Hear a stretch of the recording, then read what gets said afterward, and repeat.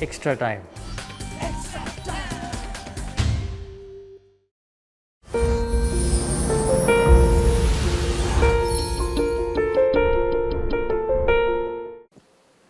Michael Hussey, after scoring almost 10,000 first-class runs, got to wear baggy green. Nowadays, players are getting it much earlier. Don't you think something should be done so that they are groomed properly and come to the international scene in good shape? Well, in an ideal world, yes, but it's nothing that us as a playing group can control. So all we can control is how hard we're working. As I've said numerous times, we're trying our absolute backsides off and we're trying to get better. We can't help at the moment that we haven't got Michael Hussey's and Michael Bevan's and Jamie Cox's. It's fantasy. We've got what we've got, and our playing group are working as hard as we possibly can to improve and get better.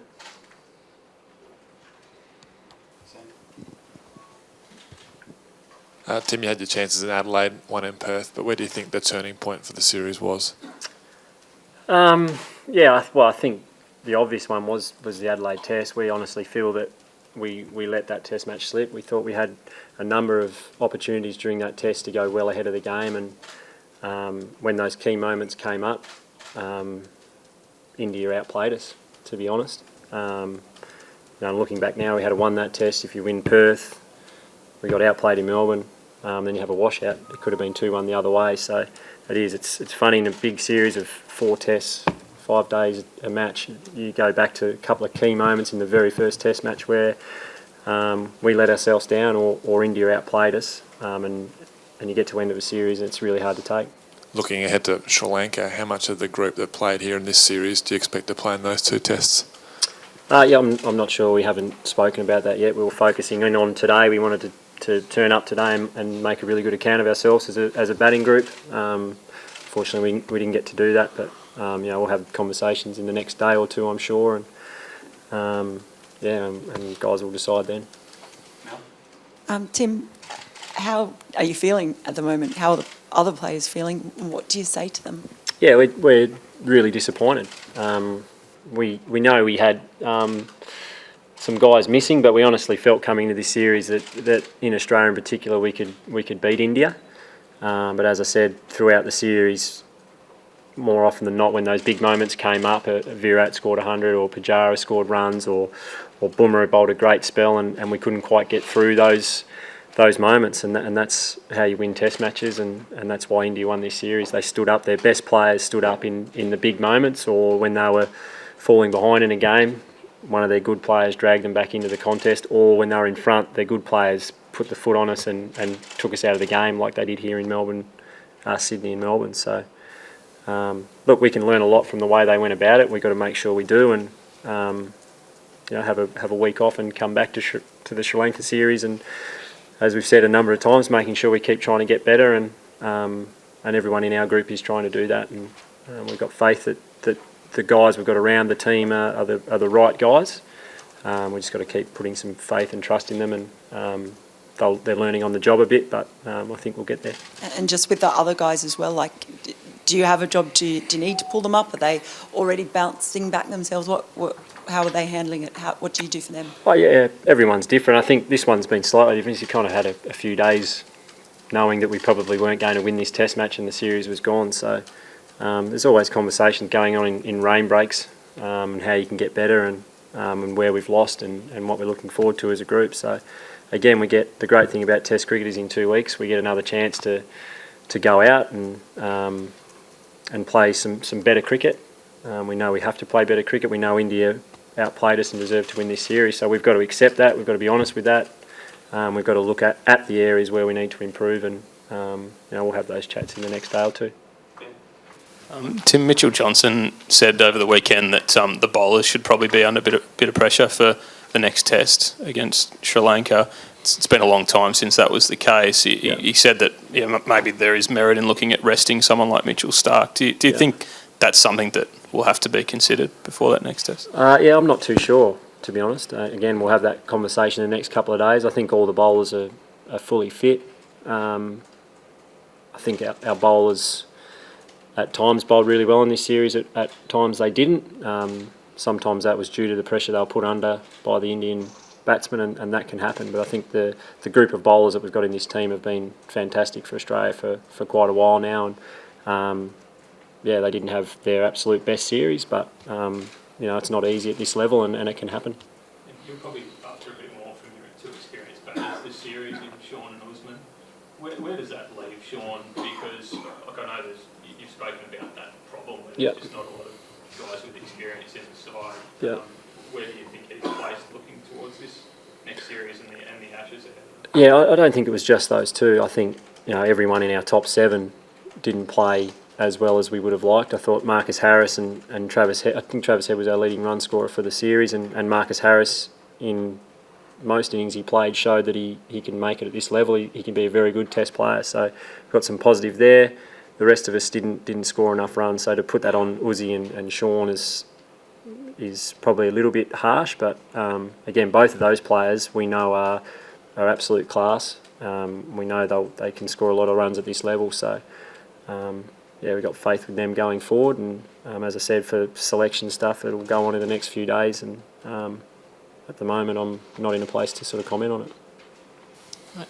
Tim, do you think there are areas where you have come out of this series better off, or do you feel roughly in the same place as you were when it started, or perhaps a little worse off from No, I this think, side? again, from a batting point of view, if you look at what Marcus Harris and Travis Head have been able to do, I think they're two examples of guys who might not have played any Test cricket at this stage, and they've got an opportunity through an unusual situation, and I thought both of those guys acquitted themselves really well. The other thing, this attack was seriously good, and I don't think in Australia we've given them enough credit for how relentless. The 3 quicks bowl with pretty good pace. They're relentless in their pressure. They don't give you much. So it was hard work batting against their attack for seasoned Test players. So for Marcus Harris and Travis Head in particular to show that they've got the games that can make runs against the best attack in the world, I think that's a real positive. You mentioned learning from things before and lessons. What, like in terms of like looking at the Ashes, what do you think the batsman can take away in terms of confronting like really quality bowling? Look, I think again it's the experience at this level that those guys have got now that they wouldn't have got. So if we get to the Ashes next year and Marcus Harris is playing and Travis Head's playing and Marnus is playing, they understand now the pressure and the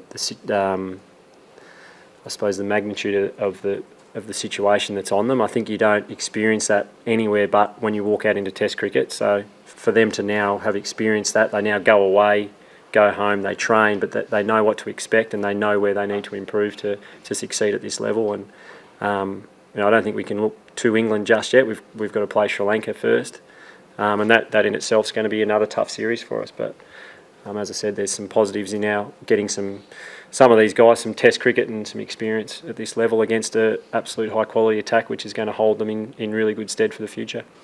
And in terms of a bit of noise recently, yeah, just how much is being said to those on the fringe of the team, do you think that's an area that can improve, or from your dealings is it sort of all fine?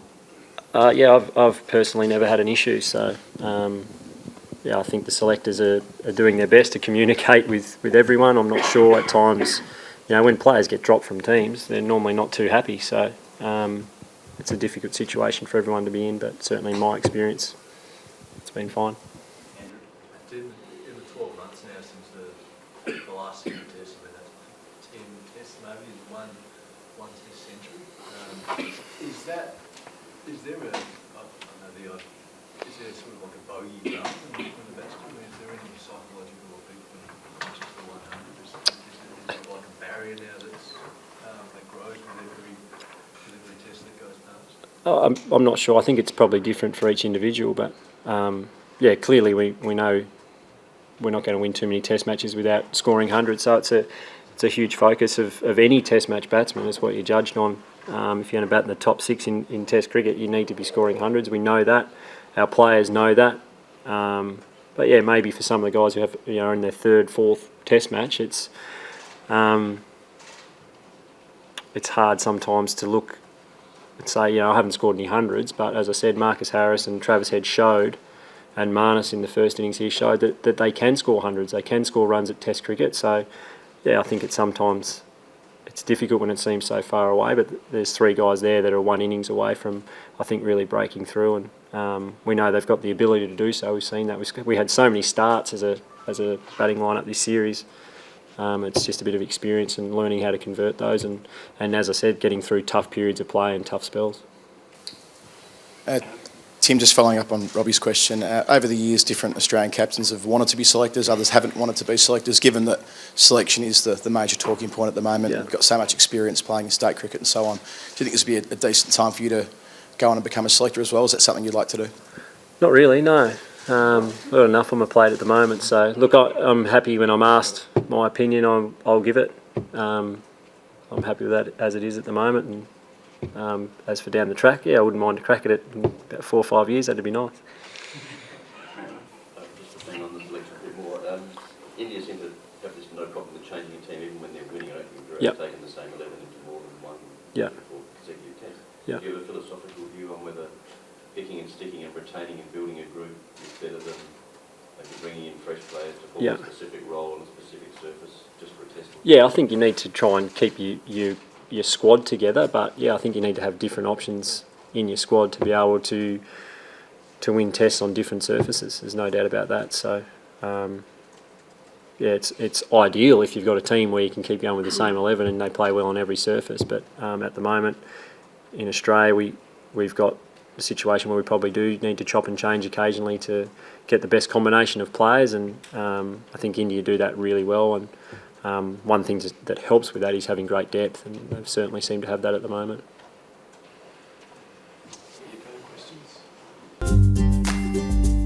Hit the subscribe option and the bell icon to get all the exclusive sports videos on Extra Time.